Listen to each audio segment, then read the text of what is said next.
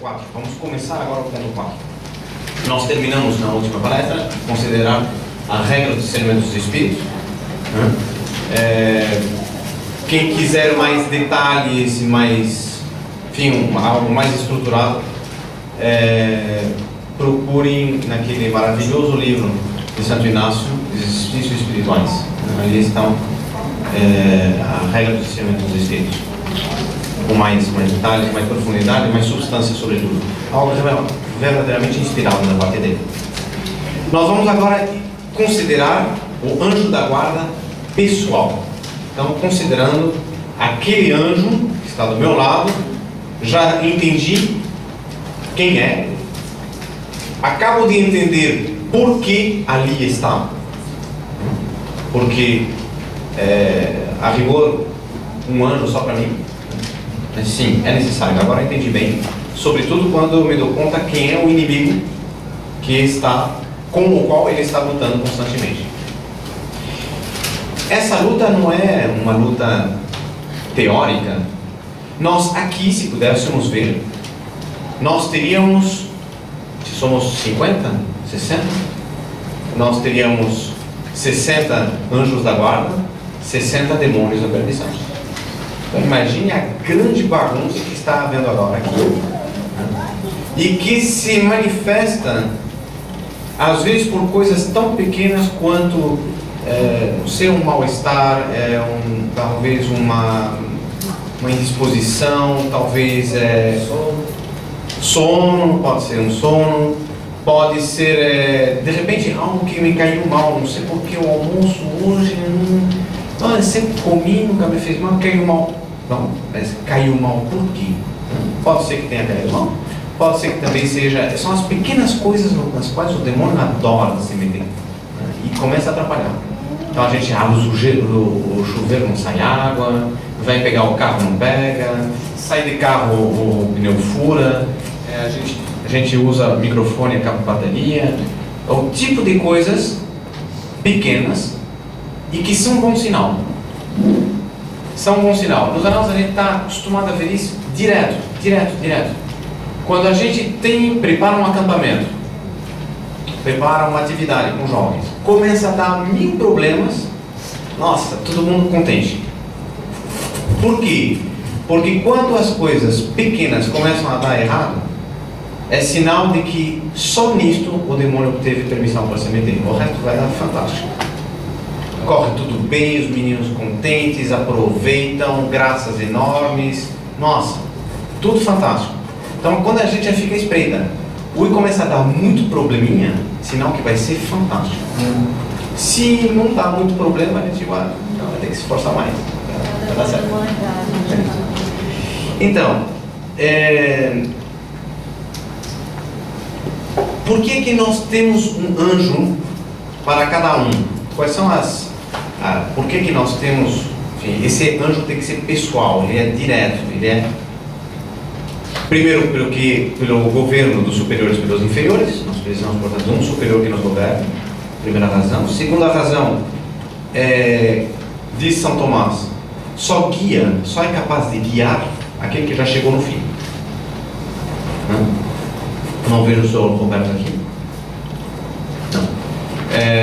O senhor Roberto, ele trabalha com barcos, ele guia os barcos. E como é que ele vai conseguir guiar um barco quando ele não sabe onde é que ele quer chegar? A razão justamente pela qual dentro de portos grandes a gente tem os pilotos é justamente porque, por melhor comandante que seja aquele que está manobrando o barco, quando ele chega no lugar e tem dificuldades próprias do lugar, só quem conhece o lugar que vai saber por onde passar. É, portanto, necessário ter chegado ao fim para ser guia pelo meio. Ora, os anjos já passaram pela prova. Os anjos já fizeram 1001, já passaram por 1000 dificuldades, já enfrentaram o demônio, já venceram. Vencendo, chegaram ao fim. Eles são as pessoas idôneas para servir-nos de guia. Correto? Serviu de devido equilíbrio na tentação, nós já vimos bastante isso no ponto anterior, já adiantei um pouco. Portanto, também pelo fato da tentação tornar-se tão perigosa com vistas a um ser tão superior do outro lado, para restabelecer o equilíbrio, nós temos o anjo da guarda. Recapitulação em Cristo cabeça, ou seja, nosso Senhor Jesus Cristo, ele sintetizou em si toda a obra da criação. Nessa recapitulação, a humanidade de nosso Senhor Jesus Cristo tem um papel insubstituível, porque ele, evidentemente, somos todos membros de um mesmo corpo, e esta, por assim dizer, solidariedade que existe entre os membros de um corpo, fazem com que o próprio corpo se desenvolva. Cada órgão andando por seu canto, cada membro andando por seu lado, o corpo entrava em loucura. Ora, nós somos todos membros de Cristo. Não só somos membros nós, os homens, mas também os anjos, porque nosso Senhor Jesus Cristo recapitula em si toda a criação. E assim como existe esta preocupação de mútua ajuda dentro de um corpo, inclusive São Tomás ele dá o exemplo de que às vezes uma mão se sacrifica para proteger um membro mais importante. Instintivamente aquele membro se põe em proteção e está disposto a aguentar o golpe que vier para proteger algo mais importante. Assim também os anjos nos ajudam, não porque nós sejamos mais importantes do que eles, mas porque nós estamos em maior necessidade. Estamos em estado de prova. Eles já não estão. Podemos dizer que os anjos também participam da igreja militante? Não. Triunfante. Militante só os que estão em estado de prova. Não. O anjo da guarda, ele já está na visão beatífica. Ele combate desde a igreja gloriosa. E é justamente por isso que na parte anterior nós dizíamos que a principal razão do anjo da guarda é justamente servir de elo para fechar uma estreita relação entre as duas igrejas, a militante e a gloriosa, da qual o anjo da guarda é membro. Ele é da igreja gloriosa, nós somos da igreja militante. Por que militante? Porque luta. Luta porque ainda não venceu. Vencerá quando morrer na graça de Deus. Então, o fundamento evangélico, o fundamento nas Sagradas Escrituras do anjo da guarda pessoal se fundamenta sobretudo nessas palavras de Nosso Senhor, em que os anjos daqueles pequeninos, aos quais não devemos escandalizar, estes anjos estão constantemente vendo a face do Pai. E isto nos dá um aspecto que vamos considerar daqui a pouco, não agora, mas no ponto seguinte, e que é a felicidade completa que tem o anjo da guarda. Ele sempre está diante do Pai, sempre está vendo a face do Pai, sempre está na glória, contemplando a glória. E, enquanto isto, constantemente mediando por nós, pedindo por nós, alcançando graças e forças para nós. Este anjo, inclusive, ele luta não só contra o demônio, mas em certo aspecto ele inclusive combate contra nós nas ocasiões em que nós fazemos o mal.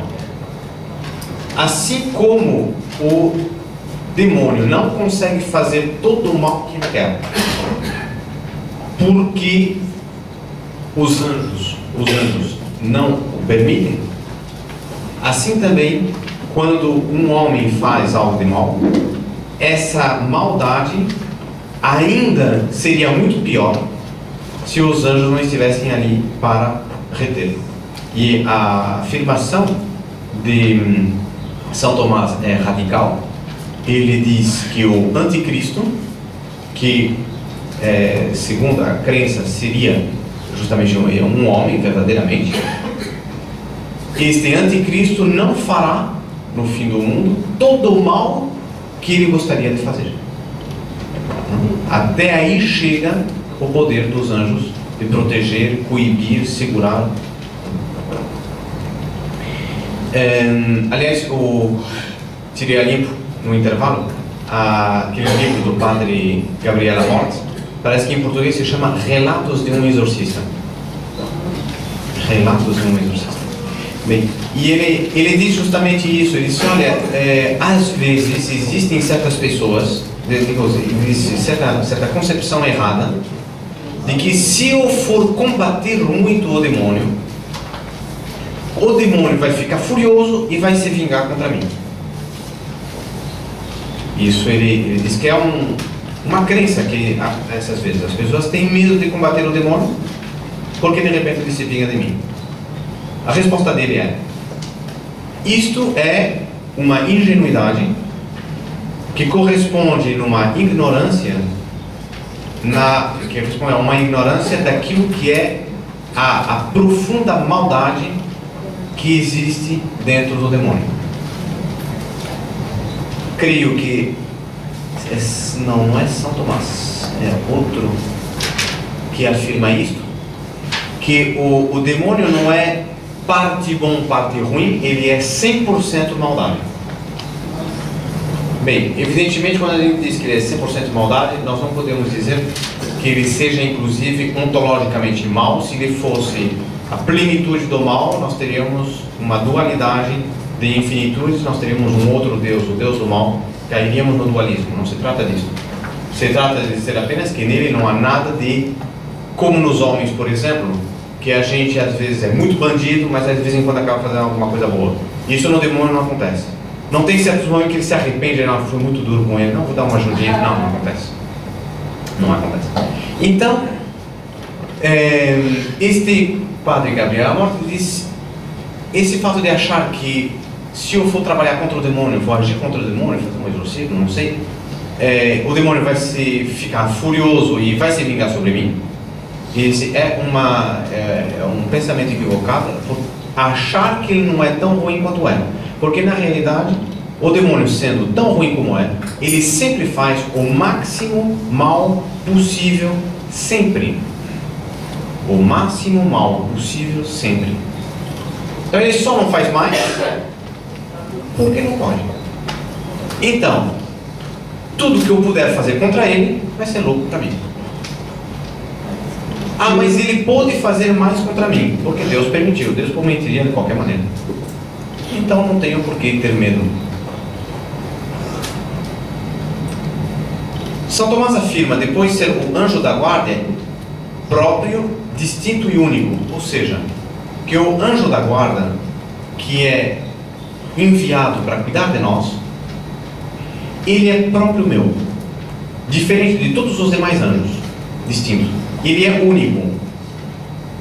Ou seja, significa que desde que Deus criou os anjos, aquela multidão de anjos magníficos que habitam o céu, cada um teria a sua função dentro do universo. Uns cuidariam de umas coisas, outras de outras. E nós teríamos um conjunto de anjos reservado por Deus à guarda dos homens. Ele, portanto, sabe, porque todas as espécies são infusas na hora da sua criação, ele sabe que ele é anjo da guarda. Mas, quando ele é criado, ainda está no terceiro dia da criação, segundo Santo Agostinho, pelo menos. Faltariam mais 3 dias para ser criado o homem. Porque depois vem toda a história da humanidade. E enquanto eu não nasci, esse anjo ficou no céu. Espera. Adorando a Deus, contemplando a Deus, amando a Deus, servindo, talvez ajudando outros anjos, mas ele não tinha encontrado ainda a sua função específica. Em determinado momento, todos nós nascemos. Na hora em que nasce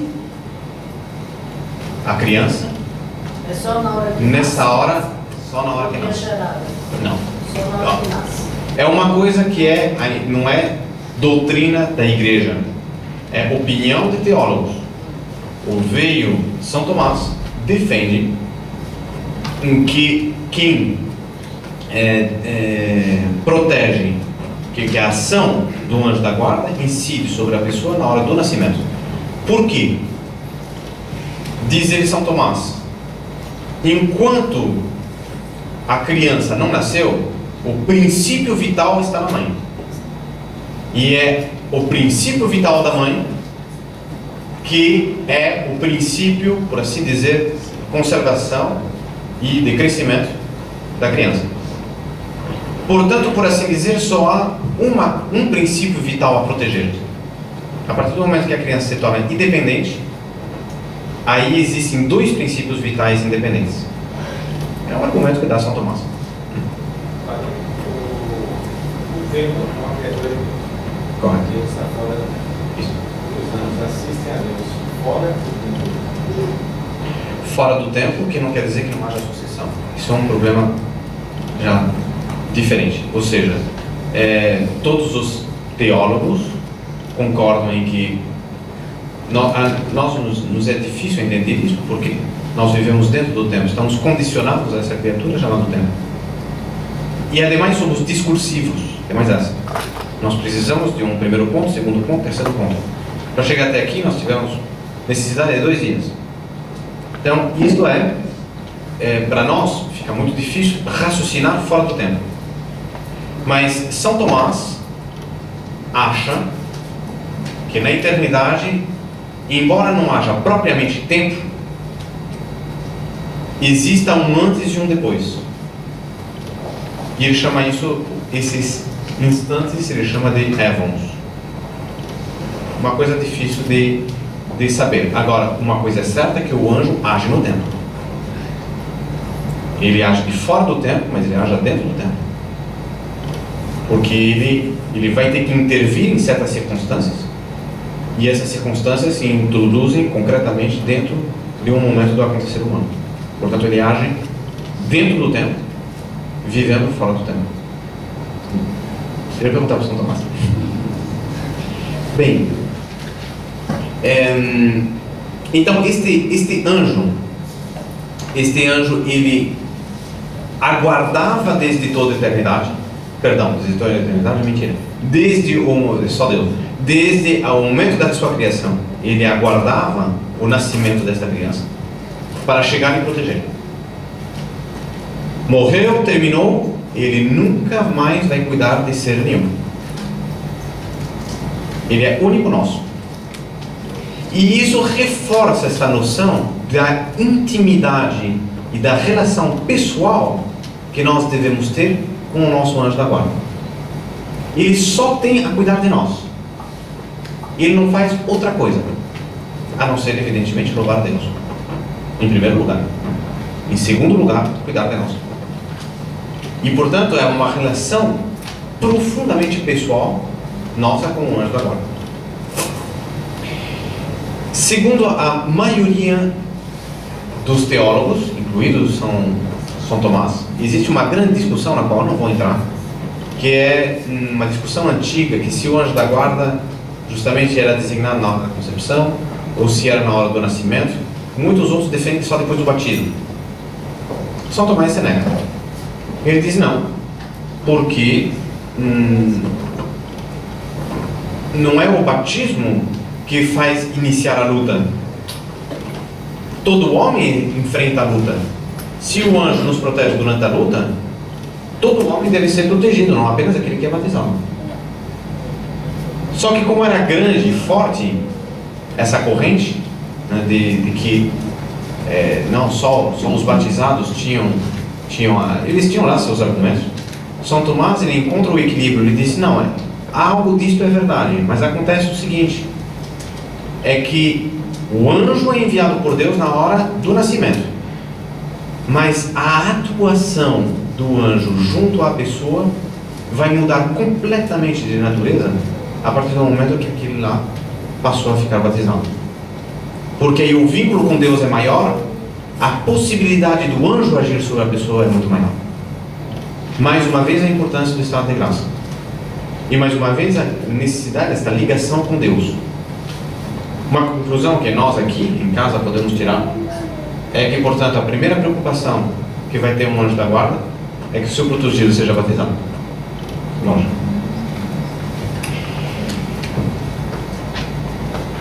Em que momento o anjo atinge o seu ápice de ajuda, de proteção, de luta em nosso favor? Se ele está aí para nos proteger, pois provavelmente na hora da nossa maior luta. Quando é que nós mais lutamos na vida? Na hora da morte. E é, portanto, nesta hora que se decide tudo. E é ali que o nosso anjo vai se lançar na batalha de corpo inteiro. Ele já está. Não, de corpo. Do espírito inteiro. Ele já está nessa luta. Mas nessa hora ele vai dar tudo o que ele tem. Nessa hora que ele vai realmente arrebatar o que ele puder ao demônio. E o demônio também vai absolutamente fazer de tudo. Vejam como isso se inscreve na teologia, a tal ponto que na Ave Maria nós rezamos: rogai por nós pecadores, agora. Sim, porque é agora que eu preciso, é agora aqui, eu preciso da ajuda de Deus. Mas também na hora da minha morte. Então imagine a quantidade de orações que nós vamos colecionando ao longo dos anos, rezando a Ave Maria, às vezes sem nos dar conta, pedindo a Deus, pedindo a Deus, pedindo a Deus, tudo aquilo vai cair em cima de nós. De repente, na hora da nossa morte, para nos ajudar. E por quê? Porque nessa hora também o demônio esperneia como nunca durante a vida. As piores tentações, as piores lutas são na hora da morte.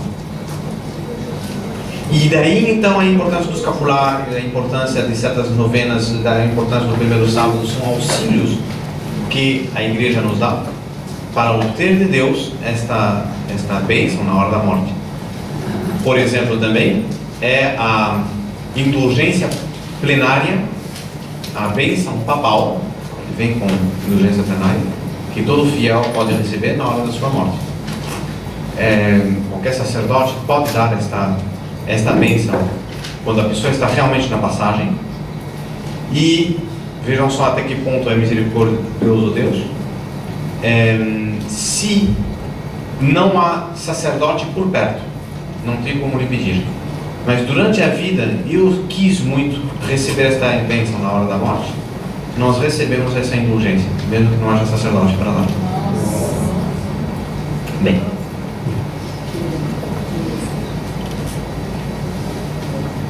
agora morreu.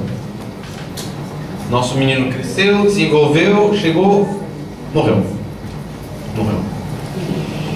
Na hora que ele morre, acaba a proteção do anjo.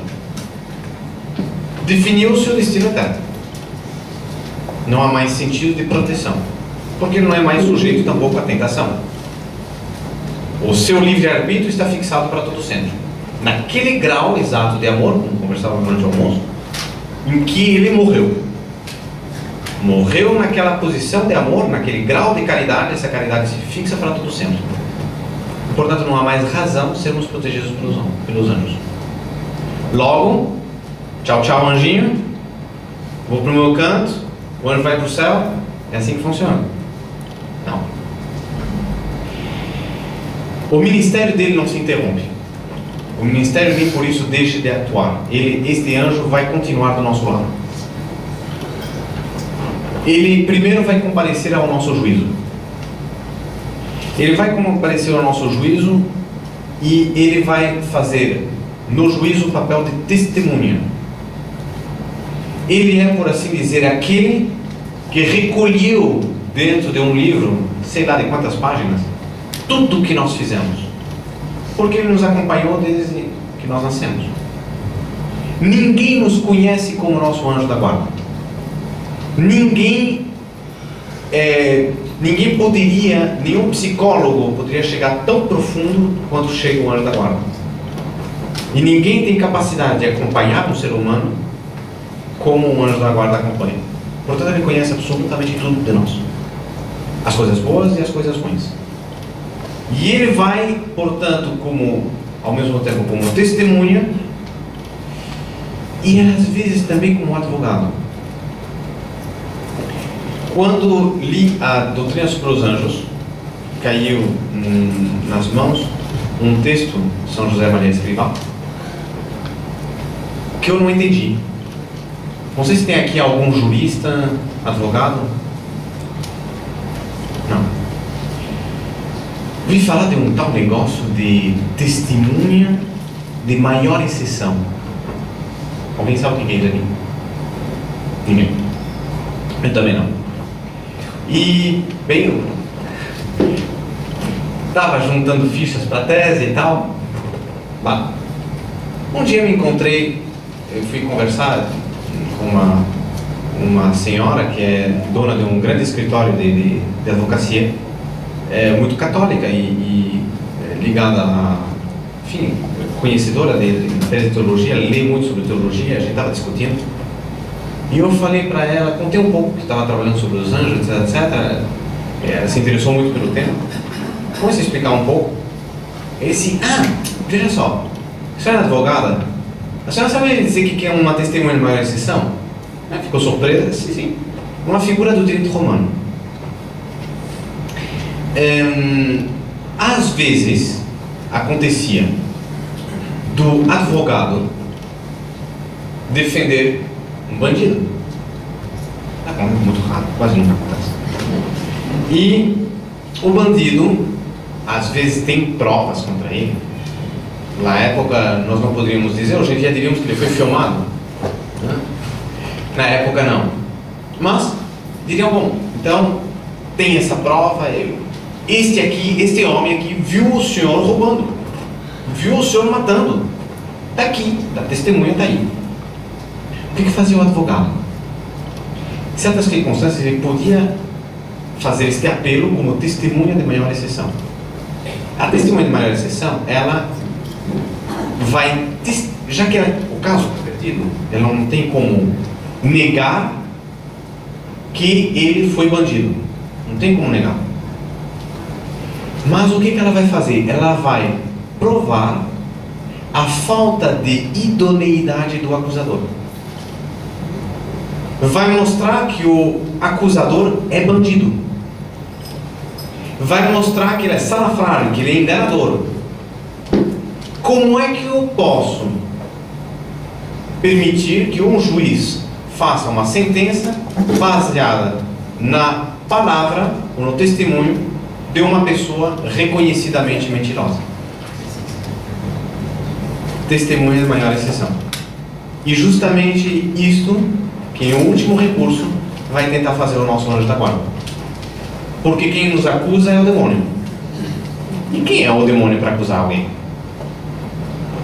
Então é uma figura que utiliza o São José Maria Escrivá para demonstrar, para oferecer, digamos, pelo menos é um pensamento piedoso, mostrar como este anjo da guarda pode eventualmente servir inclusive de advogado, recordando a Deus a maldade do demônio. Isto evidentemente não resolverá uma situação onde eu estou inteiramente errado, mal, morri em ódio de Deus. Claro, até certo ponto chega, naturalmente. Bem, cheguei no juízo. Vamos supor que eu me tenha salvado, mas eu tenho alguma pena que pagar. Não estou com vestes de festa, segundo a parábola do Evangelho. Não estou em trajes de festa. Meu traje está meio sujinho. Eu vou ter que limpar algum canto isso aí. E eu vou para o purgatório. Segundo São Tomás, ele nos acompanha no purgatório, o nosso anjo. No purgatório ele estará, evidentemente, sem nenhum sofrimento para ele, mas estará espiritualmente do nosso lado e estará como consolo e animando, nos dizendo, olha, falta pouco, já está chegando, quase. E aqui conto ao final da história da freira que nós deixamos no convento, que tinha sede. e queria tomar água entre as refeições. Lembra do caso? Comecei e não terminei. Deixa para terminar agora. A superiora lhe tinha dito: olha, se você quiser eu autorizo, pode até tomar água, mas eu te recomendo uma coisa, é que você faça um sacrifício, renuncie a esse copo d'água e ofereça esse copo d'água, espiritualmente, ao seu anjo da guarda, para que ele lhe alivie no purgatório. Não, tá bom. Meio relutantemente ela aceitou. Pouco depois da morte, ela aparece radiosa diante da superiora, dizendo: madre, lembra aquele copo d'água? Vou lhe contar a história. Quando eu estava no purgatório, queimava horrorosamente. Quando eu não aguentava do calor, não aguentava da queimadura, chegou meu anjo da guarda com aquele copo d'água. E a senhora não imagina o efeito desse copo d'água. Não imagina o que foi o refresco. E se a pena do purgatório continuou, mas aquelas chamas já não queimavam mais do mesmo jeito. Então a gente vê o que é o papel de um pequeno sacrifício. Às vezes nós sofremos tão pouco quando a gente vai comparar-se a nosso Senhor Jesus Cristo na cruz, a Nossa Senhora, a tantos outros santos que sofreram mais do que nós. Não é difícil, porque nós sofremos bastante pouco, se a gente vai se dar conta. Apesar de tudo aquilo que a gente crê que é a nossa própria cruz, nós sofremos bastante pouco. Conhece o caso daquele monge que achava sua cruz pesada demais? Acabou escolhendo a própria cruz que ele tinha deixado. Então, na realidade, nós nos damos conta que sofremos bastante pouco. Mas este pouco que nós sofremos, que tesouro! Que tesouro estamos guardando para a eternidade? Muitas vezes nós só nos daremos conta disso quando for tarde demais para sofrer mais. Por isso, aproveitemos o sofrimento que Deus nos dá, sofrendo com resignação, sofrendo com força de alma, porque ali nós estamos conquistando não só o valor do sofrimento, mas o sofrimento aguentado com amor. Não é simplesmente, me toca sofrer, paciência, não, vamos lá sofrer, mas é sofrer com amor, unindo o nosso sofrimento, é o que eu dizia de manhã, unindo o que os sofrimentos nossos ao que falta, completando na nossa carne o que falta dos sofrimentos de Cristo. Esta guarda do anjo, esse cuidado, nós vimos como antes, com a morte, termina a proteção, mas continua o ministério do anjo. Ele vai estar no nosso juízo, eventualmente vai estar no purgatório, acompanhando, mas ele vai também ser o executor da sentença divina. É a ele que cabe introduzir-nos no céu. É dele que nós vamos conhecer o céu. Tendo a graça de lá ir, entrando nós no céu, ali é que vamos encontrar o anjo da guarda, mostrando, ensinando-nos, educando-nos, explicando-nos. E ele depois terá também, isso não é sentença, não é doutrina necessária, mas é algo que São Tomás acha provável, que seja mediante os anjos que se opere a ressurreição dos mortos. Não que a ressurreição seja provocada pelo anjo, mas que caberia ao anjo recolher as nossas cinzas e reunir tudo aquilo na nossa matéria, já passado tanto tempo, se convertido em tantas mil coisas diferentes. Caberá ao anjo reunir esses elementos para que Deus então opere sobre ela a ressurreição. Veio o fim do mundo, ressuscitamos todos, vamos todos para o céu, cada um para o seu canto.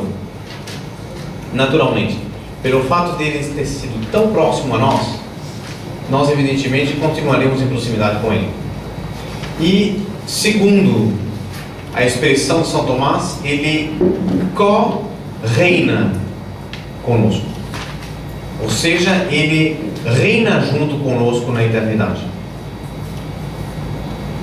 E ele, uma vez que estivermos lá com ele, será ele a nos iluminar a respeito das verdades que ele ouve de Deus, que ele vê de Deus, e nos transmitirá todas essas maravilhas. Portanto, a comunicação com o nosso anjo da guarda continua, apesar de ter acabado o tempo, de estarmos no céu, de ter se encerrado a luta. Ele que esteve junto a nós dentro da luta estará também junto a nós na hora da glória. A gente vai ver, Como? olha, Com os olhos da carne, não, porque ele continua espírito. Mas é certo que o relacionamento com ele será desde logo muito mais intenso do que nós temos agora. Tem? Ah, não tenho dúvida. Acompanha sempre, sempre, do início ao fim. E se for um problema que vários me perguntaram, que reenviei para o terceiro dia, vários me perguntaram a respeito do anjo da guarda, já que ele é tão bom, ele nos ama tanto, ele cuida tanto de nós, ele não sofre conosco? Em primeiro lugar, já que ele nos protege, para protegê-lo, ele não é obrigado a sair do céu? Isso não causa uma diminuição da alegria dele? Poxa, quem me dera estar junto com Deus aí, eu tenho que estar lá desse aqui que não quer saber de ser bom, não quer saber de obedecer, não quer saber, poxa, eu tenho que estar aqui me arrastando e eu queria estar no céu, não posso. Mentira. Porque o que é a visão beatífica? Visão beatífica não é estar num lugar vendo, é um estado. O anjo, ele estando aqui, está vendo a Deus. Ele está vendo a Deus tanto aqui, quanto lá, quanto acolá. Não é que Deus está em toda parte? Pois então, em toda parte você pode ver a Deus, desde que você tenha este empréstimo da visão de Deus, que é a visão beatífica que Deus dá àqueles que te salvam. Porque, claro, nem nós, nem os anjos podemos ver a Deus. Esses nossos olhos nunca verão a Deus carnais. Se Deus é puro espírito, os olhos não o verão. Nós o veremos como? Através da alma, a visão do espírito. Mas isto naturalmente seria impossível. O próprio anjo, assim como nós não enxergamos os anjos, porque nós não temos vistas espirituais com o nosso corpo, assim também os anjos naturalmente nunca verão a Deus. Naturalmente. A visão que os homens têm de Deus no céu, a visão que os anjos têm de Deus no céu, é mediante um empréstimo de visão que Deus dá a eles. É propriamente um milagre. É propriamente um milagre. Ou seja, é ir além dos limites da natureza. Seria fazer um cachorro pensar, raciocinar, falar. Então, seria ir além da barreira da natureza, fazendo com que uma natureza inferior seja capaz daquilo que a natureza superior consegue. E ver a Deus, a visão beatífica, é ver com este empréstimo da visão que Deus nos dá, é ver a essência de Deus, conhecer Deus como Ele se conhece e amar a Deus na proporção deste conhecimento. Isto é que é a visão beatífica. E isto é mais ou menos como se, por exemplo, nós estivéssemos completamente escuras e eu tivesse umas lentes especiais, por exemplo, infravermelho, pelas quais eu consigo ver na escuridão. Eu vejo, mas ninguém vê. Eu posso emprestar estes óculos para outra pessoa ver, mas ela não é que ela está vendo, ela está vendo através de um instrumento que eu tenho. Essa é uma imagem um pouco claudicante, como qualquer metáfora, mas nos serve para entender como é que, na realidade, esta visão se dá através do empréstimo da própria visão que Deus tem de si mesmo. Então, esta visão não se dá num lugar, é um estado. E isto, o anjo da guarda, portanto, tem tanto aqui, quanto no céu, quanto em qualquer lugar. E aí a gente entende que, no fundo, o céu é propriamente isto, a matéria. Como é que se encaixa a matéria no céu? É algo que até hoje os teólogos discutem. Bem, e portanto a visão beatífica é um estado. A visão beatífica é um estado, o inferno também é um estado. Por isso não pensem que o demônio, quando sai do inferno, está livre do sofrimento. O demônio que está aqui sofrendo continua sofrendo as penas do inferno, que também é um estado. E ele, embora sofra as penas do inferno, está aqui tentando-nos. Assim também o anjo, embora esteja na contemplação da visão beatífica, está nos ajudando. Em segundo lugar, eu sofro terrivelmente. Tenho, vamos supor, um acidente tremendo, fico cego, surdo, mudo, de repente fico vegetativo, de repente fico não sei o quê. O meu anjo, que tanto me ama, não sofre com isso? Bem, em primeiro lugar, nós devemos lembrar que de todo mal, Deus tira um bem. Quem é capaz de ver o bem que surge de um mal, se alegra pelo bem que surgiu. Eu tenho uma prova difícil para passar. Tenho que estudar. Sofro porque eu tenho que estudar. Mas se eu pudesse ver a grande nota que eu vou tirar pelo efeito do meu estudo, o meu estudo fica mais fácil. Nada, estou sofrendo aqui, mas vou tirar aquela nota. Então eu não vou me preocupar tanto enquanto eu estou estudando. A minha atenção não está tanto no sofrimento que eu estou tendo de estudar direito, quanto na alegria do resultado que eu já sei que vem. E o problema é que na Terra nós não sabemos o fim.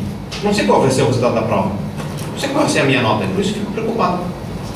O anjo não está preocupado. Por isso, quando ele vê alguma coisa de ruim acontecendo, ele já vê qual é o fim maravilhoso que Deus vai tirar dali. E então ele não se aflige, ele se alegra. Mas sobretudo, nós devemos entender, esse é o argumento que nos dá São Tomás, a tristeza, a dor, é uma consequência, um efeito da contrariedade da vontade. Eu quereria alguma coisa, quero muito aquilo. Se aquilo me é negado, ou se aquilo é diminuído em algo, eu fico com tristeza, eu fico com dor. Então, a gente poderia definir a dor como sendo a disparidade entre a expectativa e a realidade. Então, essa defasagem é o que me causa dor, me causa sofrimento. Eu queria ter mais e não tive. Queria uma paga de tanto e recebi só X. Então, isso me causa dor, me causa sofrimento. Então, é a contrariedade da vontade.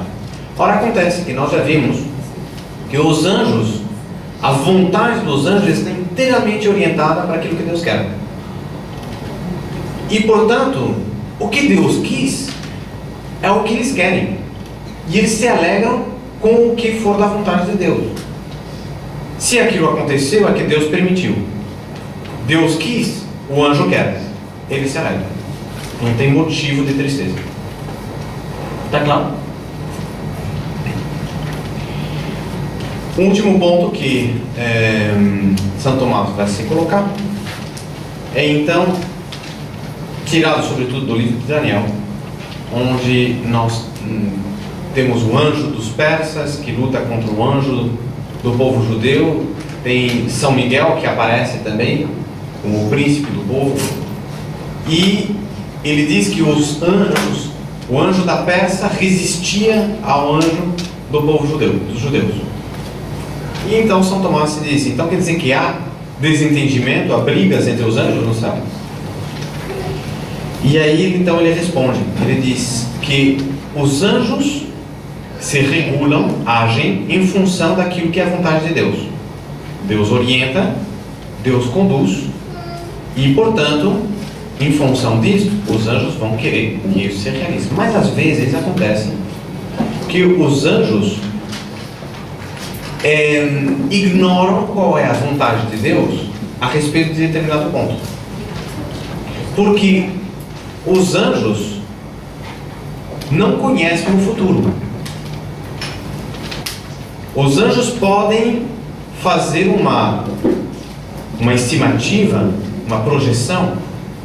Os anjos podem deduzir, mais ou menos como faz um cientista meteorologista, que ele prevê se vai chover ou não vai chover. Muitas vezes chove no dia, às vezes dá errado. O anjo também, ele faz estimativas, e quão mais perfeitas. Mas ele não pode saber há certas coisas que ele pode não saber exatamente. Nesse caso, ele vai, se ele não sabe, será que é, será que não é? Ele vai ter que consultar a vontade divina a esse respeito. Como que perguntar para Deus, o que devo fazer? O que é bem? Qual é o maior bem? O que é a vossa vontade a esse respeito? Enquanto essa vontade não é manifestada, pode haver entre os anjos, uns acham uma coisa, outros acham outra. Mas cada um acha que a vontade de Deus é em certo sentido. Não há, portanto, oposição entre eles, senão que é apenas eles não conhecem qual é o fim último. Assim que Deus manifestar a sua vontade, todos eles estão de acordo. Portanto, não há propriamente uma luta interna. Existe uma coordenação perfeita entre eles. Não podia ser deixado de ser, já que eles são santos.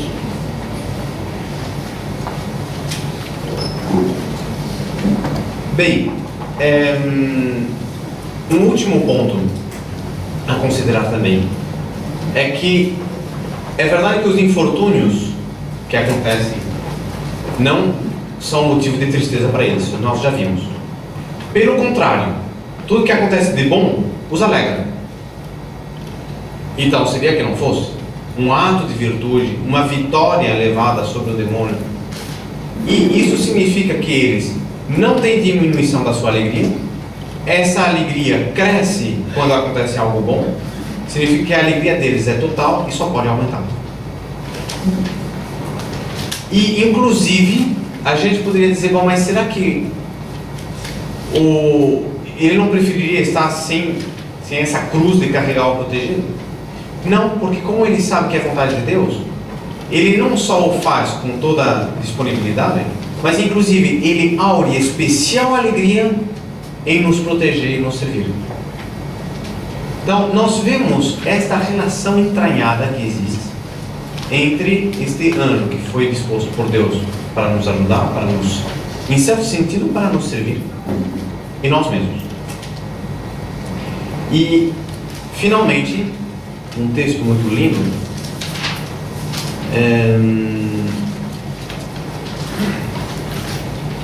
o que é isso aqui? Tauler, justamente. Ele é como que uma exclamação que ele faz, é sobre como que a virtude da caridade na alma do anjo, do espírito do anjo, e essa caridade como é que é orientada para nós.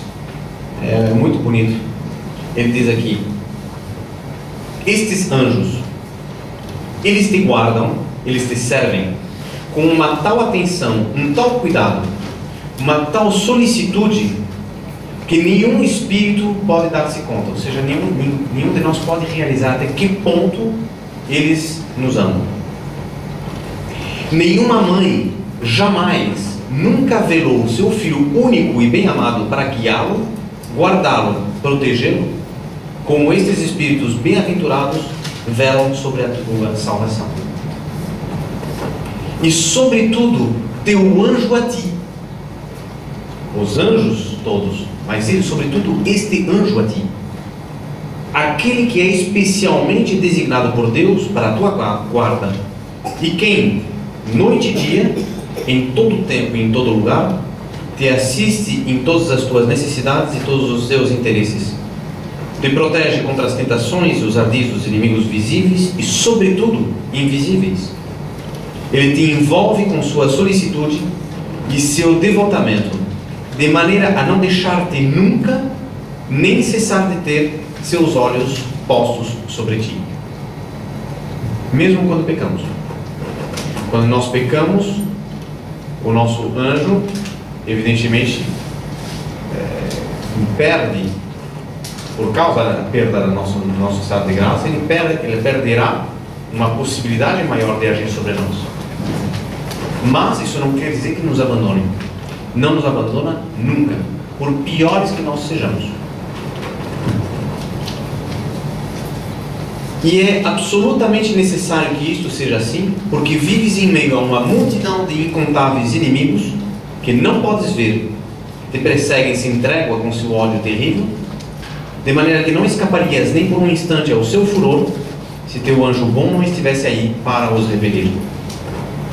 A afeição dos anjos em relação aos homens, aquela de vosso próprio anjo para convosco, é tão grande, tão viva, que ela supera, mais do que se poderia dizer, toda a afeição humana. Pode imaginar as duas pessoas que mais se possam amar na face da terra. Isto não é, senão, está muito abaixo de qualquer amor que lhes tenham a cada um o próprio anjo da guarda. Não, jamais mãe alguma, por mais terna e compassiva que se a possa supor, devotou a seu filho único um amor comparável com aquele que vos tem o vosso próprio anjo. Esses espíritos celestes e bem-aventurados sabem, com efeito, eles veem claramente com que amor imenso, admirável e muito ardente o Senhor envolve todos os homens e vós mesmos. E por isso eles querem, por sua vez, amar-vos como vós nunca podereis compreendê-lo nem exprimi-lo.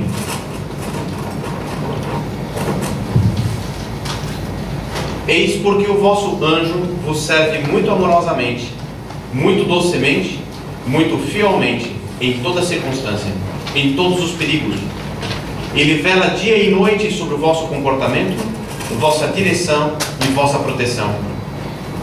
Ele deseja ardentemente, ele pede, ele solicita por vós tudo aquilo que possa ser benéfico neste mundo e no outro. Ele apresenta, ele mesmo, a Deus, vossas orações e boas obras. Na realidade, ele se faz vosso intercessor contínuo e devotado para a vossa salvação junto de Deus. Esse é o anjo que cada um de nós tem do seu lado, a cada instante, a cada momento, independentemente de se nós olhamos para ele, se nós atendemos a ele, se nós prestamos atenção nele. Sempre aquele amor inflexível, completo, total. Agora, é evidente, pela doutrina toda, nós conversamos sobre isso no almoço, pela doutrina toda que nós vemos que o quanto é importante neste relacionamento o tema do livre-arbítrio, do exercício da nossa liberdade. Isso significa, evidentemente, que eu posso também, até certo ponto, condicionar a ação do meu anjo da guarda. Se eu tiver especial devoção a ele, prestar atenção nele, rezar a ele, pedir a intercessão dele, confiar nas mãos dele, sobretudo prestar atenção naquilo que ele me diz, obedecer, portanto, aos conselhos que ele me dá, tanto maior será a ação dele em relação a nós. E é muito interessante, de uma maneira um pouco velada, não inteiramente clara, mas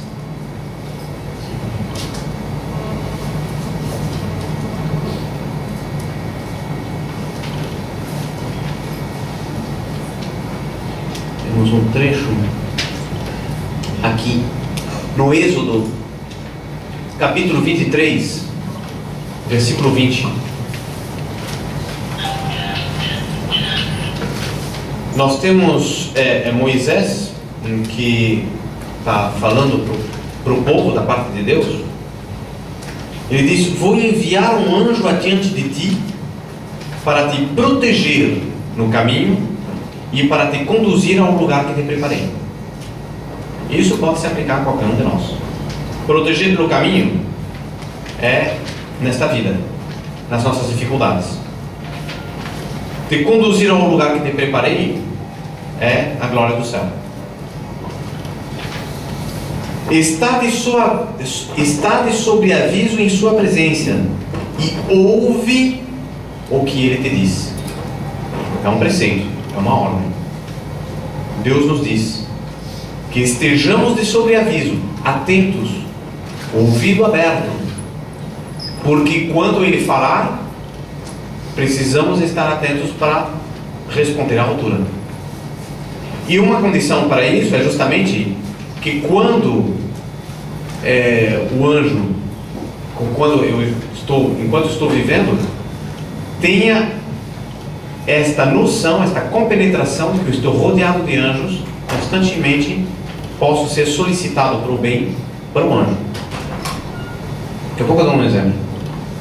Está de sobreaviso em sua presença e ouve o que ele te diz. Ouvir, quando nas Escrituras, nosso Senhor Jesus Cristo diz: bem-aventurados aqueles que ouvem a minha palavra e a colocam em prática. Portanto, ouvir não é apenas um entendimento, é adequar a nossa vontade àquilo que nós ouvimos. É, portanto, mudar de vida, ou ajeitar aquilo que deve ser ajeitado, ou dar aquele passo a mais ao qual me convida o anjo. Não lhe resistas, pois ele não vos perdoaria a vossa falta, porque meu nome está nele.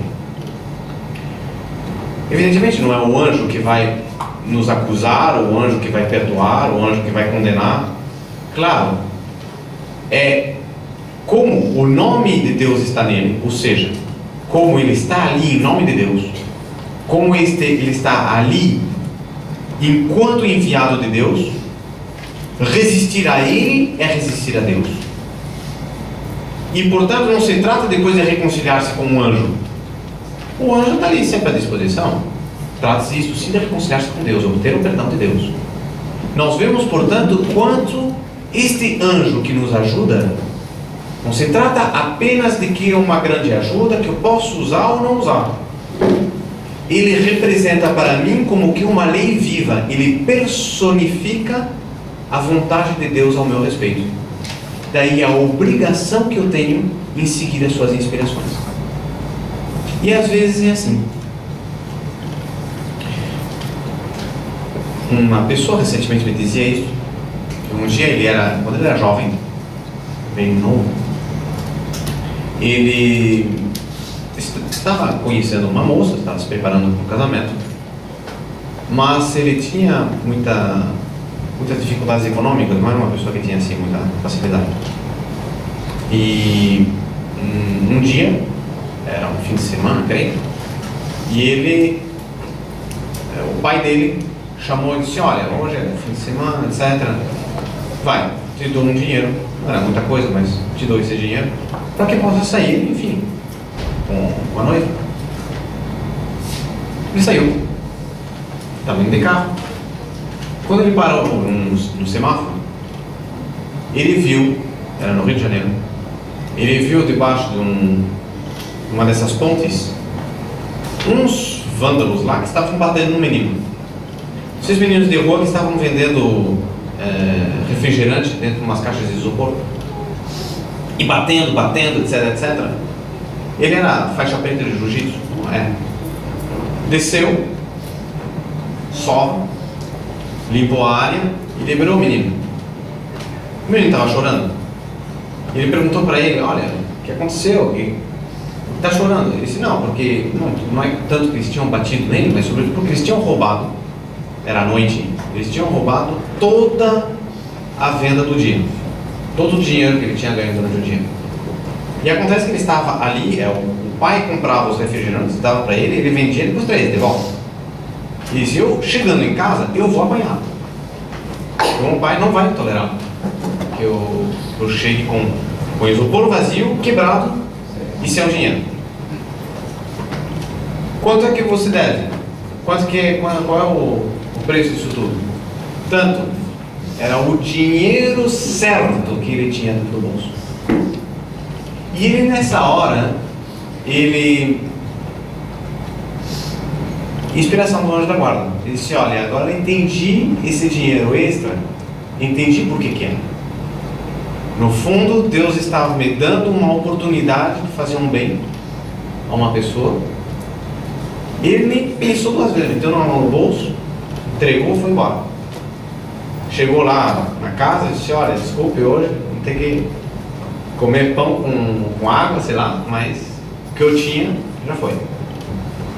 E ele dizia que ele foi vendo depois, é impressionante, mas ele foi contando outros fatos, a gente vê como Deus nunca se deixa vencer em generosidade. Com ele aconteceu algo parecido, só que muito maior.